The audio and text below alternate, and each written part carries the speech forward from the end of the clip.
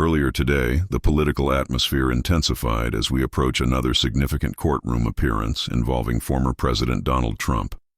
Just a few hours before he is scheduled to stand before a district court judge, Trump once again took to the stage to deliver strong words about the state of America's capital city.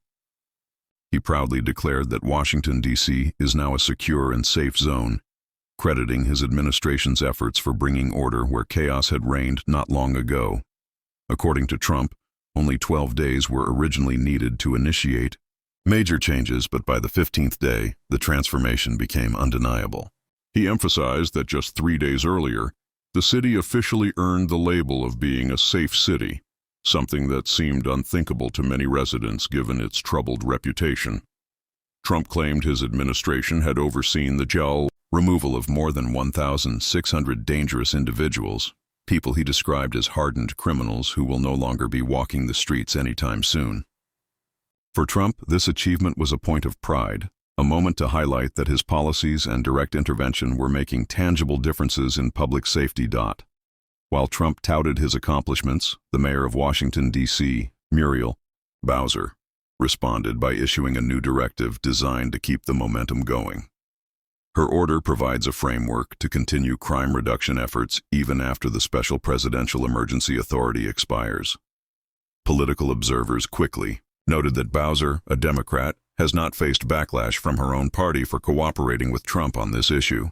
That in itself has drawn interest, because it signals a rare moment of bipartisanship in today's sharply divided climate.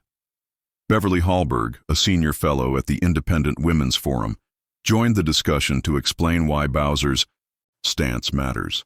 She argued that Bowser's willingness to work with Trump serves as an important model for other city leaders across the country.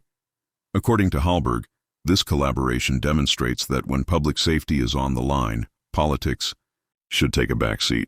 She expressed hope that other mayors would put aside partisan disputes and adopt similar strategies. In her view, Trump was right to push back against calls to weaken law enforcement. Instead of defunding the police, she explained, the focus should be on defending the police and giving communities the resources they need to thrive.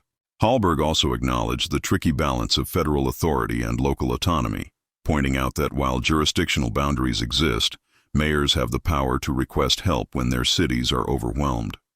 If leaders truly care about the separation between federal, state, and local governments, then, in her opinion, they must be willing to ask for support when their communities demand it.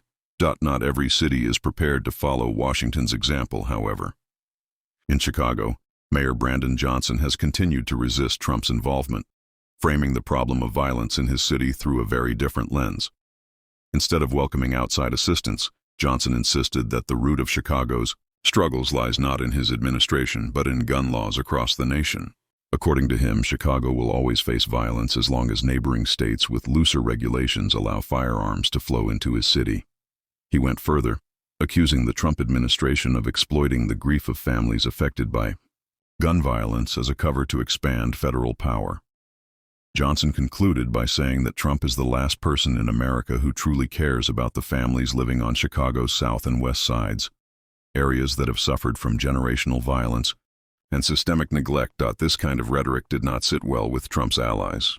Critics of Johnson pointed out that he seems to place blame on everyone else, Indiana, other red states, even the federal government, while avoiding personal accountability for crime levels in his own city. Commentators noted that when Trump recently said he would send in the National Guard if necessary, Johnson and other Democrats dismissed the idea as a political stunt. But according to conservative analysts, the real political performance comes from Democratic leaders themselves. They argued that the clip of Johnson blaming outsiders reveals a refusal to confront reality.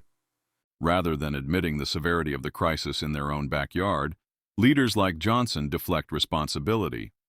This behavior, Hallberg remarked, is reminiscent of Hillary Clinton's infamous basket of deplorables comment during the 2016 election, when critics said Democrats were unfairly blaming ordinary Americans instead of listening to them. She added that this strategy won't resonate with people who live with crime every day. The truth, she said, is that for many vulnerable groups, whether women walking home at night or elderly residents in unsafe neighborhoods, A firearm is the only thing standing between them and serious harm.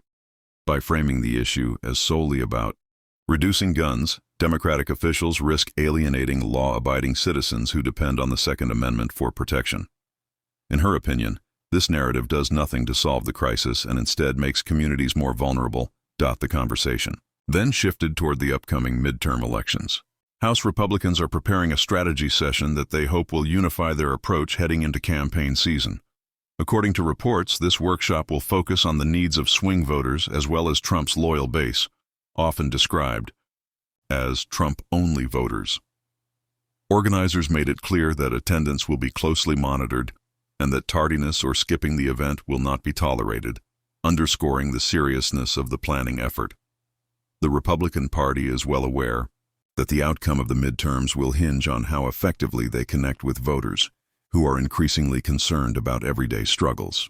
Analysts believe the party must avoid distractions and deliver a clear, focused message. When asked what advice she would give the GOP heading into this critical period, Hallberg offered a straightforward perspective. She explained that campaign season is heating up, and Republicans must remember what resonated with voters most strongly in the 2024 election cycle.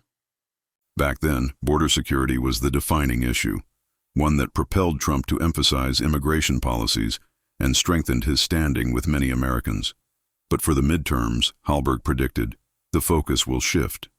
The most pressing matter now is public safety, crime in neighborhoods, violence in cities, and the question of whether families can feel secure in their own communities. While border concerns will remain relevant, voters increasingly want answers about domestic law enforcement and how to confront bad actors within the United States. She went on to highlight affordability as another major theme that cannot be ignored. Across the country, people are struggling with the cost of living, whether it's the challenge of buying a home, the rising price of groceries, or the burden of high interest rates. Hallberg noted that Trump has already spoken directly about these issues, criticizing Federal Reserve Chair Jerome Powell for rate hikes that, in his view, make housing unattainable for working families. For many households, the dream of homeownership feels further away than ever before.